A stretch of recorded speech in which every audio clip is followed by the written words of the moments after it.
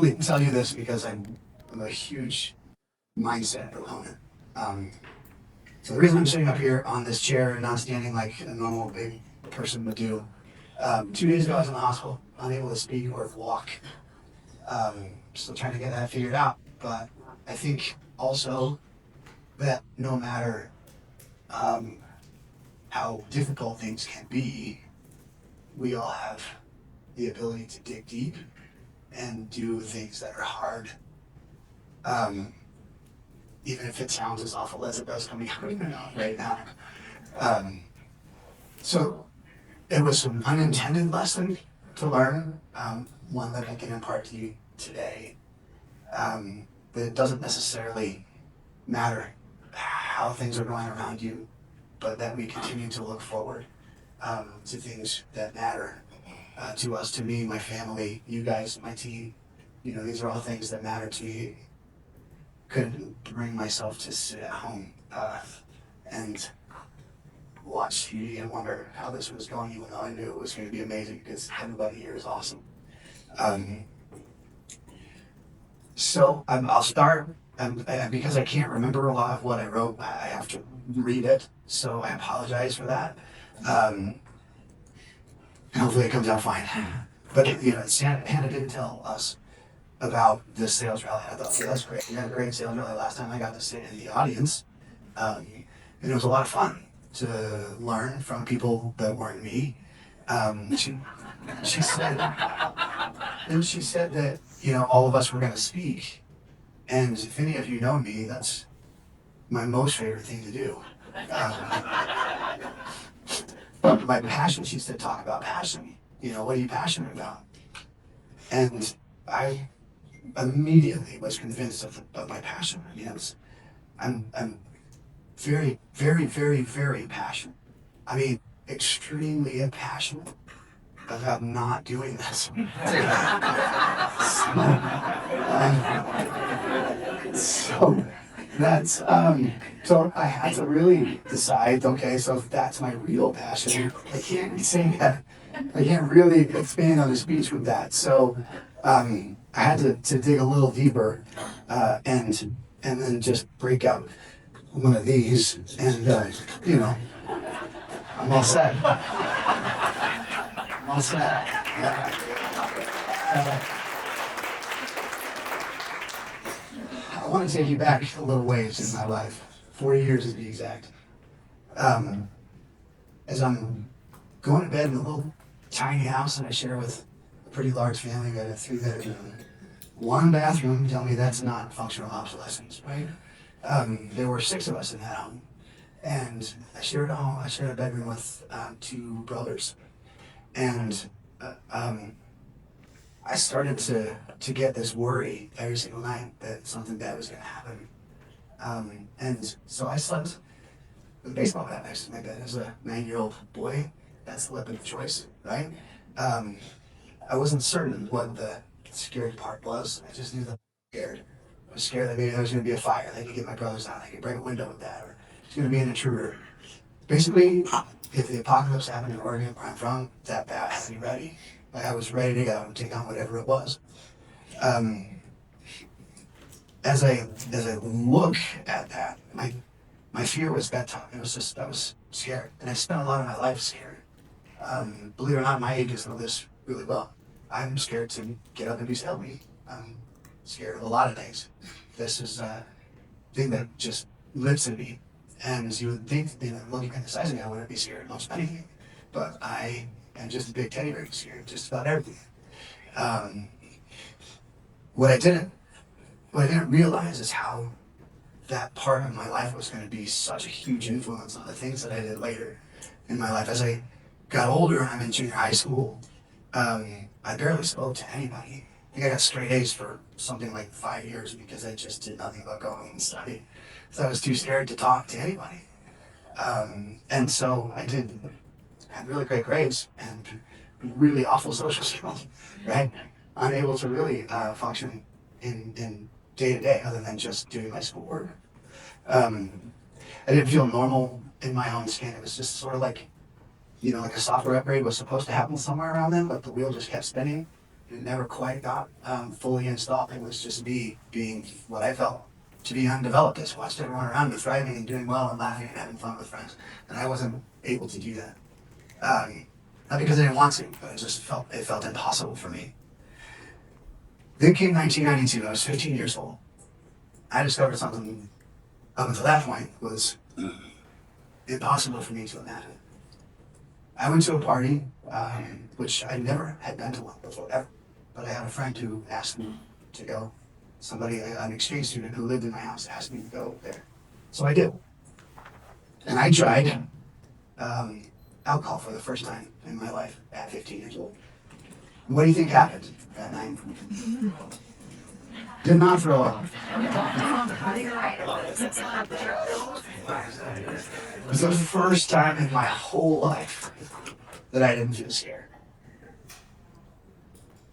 In my whole life, where I felt like I could be myself for once. And I started to chase that feeling because, oh my gosh, I wouldn't. It was something that I have been wanting all of these years. And I found the magic serum to get me there. And it just continued to get, more and more sort of prevalent. I would drink before I came to school so I could feel normal at school. And then, of course, my homework started to suffer because I'm not really listening in school anymore. I'm just sort of feeling good. It took me, I joined the military at 19 years old, and so you can imagine the stress in the military it's nothing. It's easy. It's an easy job. If any of you want to do it, I'll show you how. It's really simple. No, it's a high stress job. And with more stress and less feeling normal, the more there was alcohol in my life. Plus, there's kind of a culture back then. Nowadays, you can't even hardly drink out of base, which I think is great. I think is wonderful. Would have stopped guys like me from being an idiot. But as it was, I spent that entire time dealing with the stresses of my job and trying to still feel normal. Fast forward another few years and become a level 1 trauma medic in an inner city hospital in Fresno, California, where basically everything that can be done bad to a human being is done to a human being, and then they all end up in my hospital. And so not only during that time was I,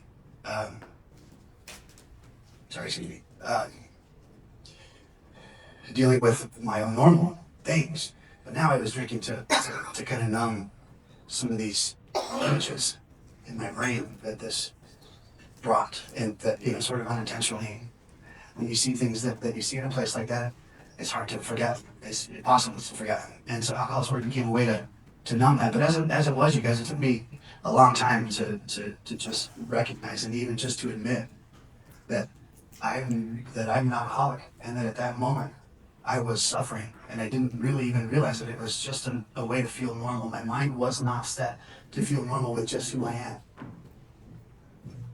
Oh, thank you. Thank you. Huh? Yes, walking.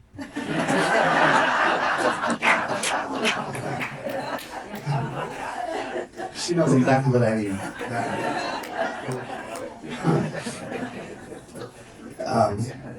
It was one day in April 2005, I woke up. I don't know how many days I had been drunk. I have no idea. Believe it or not, I was pretty highly functioning, and I had a really great job. But I was drinking myself to death. And I woke up one foggy morning and I said to myself, "This is it. I'm gonna die." Like I felt like that was it.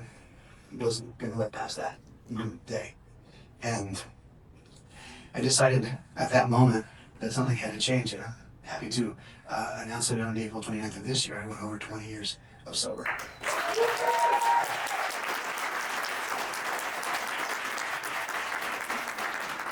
I appreciate that, but I can tell you something that I found after I quit was that scared kid that was inside of me was still there. I don't think that scared kid ever goes away from any of us. Who has that scared kid inside of them? I think we all do. I know we all do. There are days where I want to wake up and pull my head over, pull the covers over my head and just not come. You ever have those days? Yeah. Or we get to work and we feel like I can't do it, and you want to turn around and go home. Or you go to pick up the phone and I can't do it, and you want to put the phone back down. You don't have those days? Yeah, it's pretty normal in this business.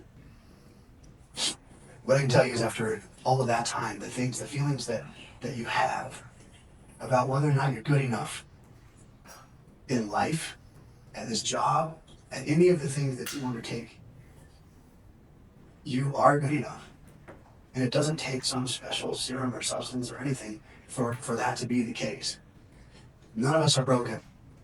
We're just our own version of normal, which sometimes can feel hard.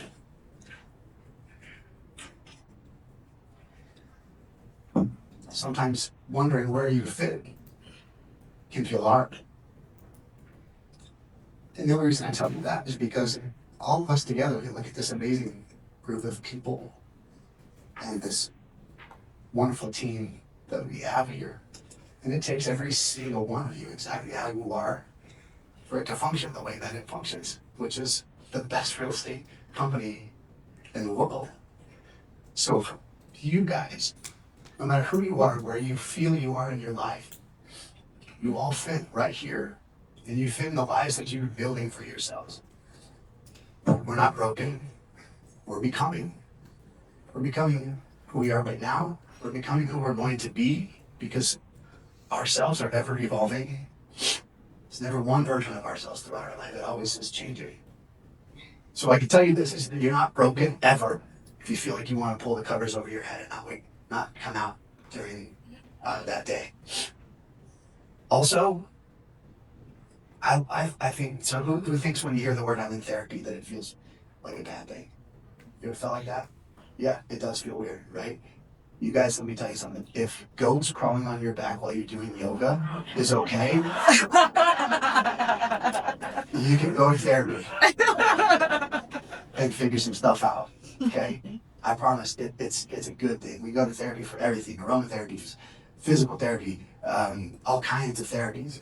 It's okay to go in and talk about. We got to keep this thing tuned up, right? This right here is what builds our entire business. What makes us go. It's what makes you guys as awesome as you are, regardless of where you come from or what you do in your life at this moment. It's okay to try to build a better becoming. Okay. And I apologize for the way this come across. I promise I can speak better than this. But the last thing I want to leave with you is that scared kid that's in us. Don't fight him. Don't fight him. Embrace him. Learn from him. And when you do that, you'll learn to love him. And that will make you powerful. Thank you.